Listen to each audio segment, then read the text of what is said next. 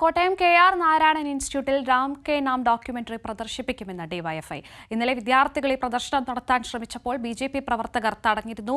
സംഘപരിവാറിനു മുന്നിൽ മുട്ടുമടക്കില്ലെന്ന് ജേക്സി തോമസ് പറഞ്ഞു. സനോജിന്റെ കൂടുതൽ വിശദാംശങ്ങളുമായി സനോജ്, ഇന്നലെ രാത്രിയായിരുന്നു ഈ ഡോക്യുമെന്ററി പ്രദർശിപ്പിക്കാൻ ശ്രമിച്ചപ്പോൾ ബി.ജെ.പി. പ്രവർത്തകർ തടഞ്ഞത്. എന്നാൽ ആ ഡോക്യുമെന്ററി പ്രദർശിപ്പിക്കുമെന്ന നിലപാടിൽ തന്നെയാണോ ഡിവൈഎഫ്ഐ? എന്താണ് ലഭിക്കുന്ന വിവരങ്ങൾ?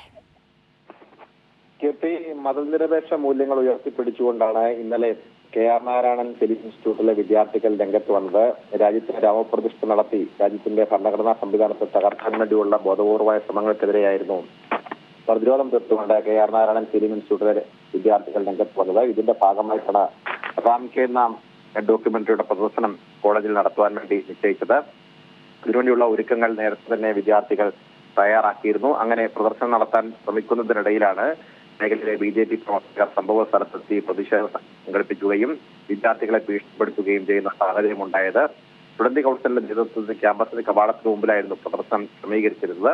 എന്നാൽ ബാനറുകളും പ്രൊജക്ടറുകളും മാറ്റിവെച്ച് വിദ്യാർത്ഥികളോട് ഭീഷണിപ്പെടുത്തുകയായിരുന്നു ബി.ജെ.പി. പ്രവർത്തകർ.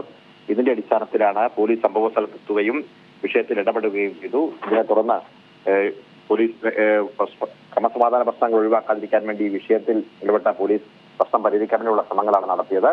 അങ്ങനെ ബി.ജെ.പി. പ്രവർത്തകരുടെ പ്രാദേശികരായിട്ടുള്ള ബി.ജെ.പി. പ്രവർത്തകരുടെ ഭീഷണിയെ തുടർന്ന് മാറ്റിവെച്ച പ്രദർശനമാണ് ഇന്ന് ഡിവൈഎഫ്ഐ നേതൃത്വത്തിൽ സംഘടിപ്പിക്കാൻ വേണ്ടി തീരുമാനിച്ചിട്ടുള്ളത്.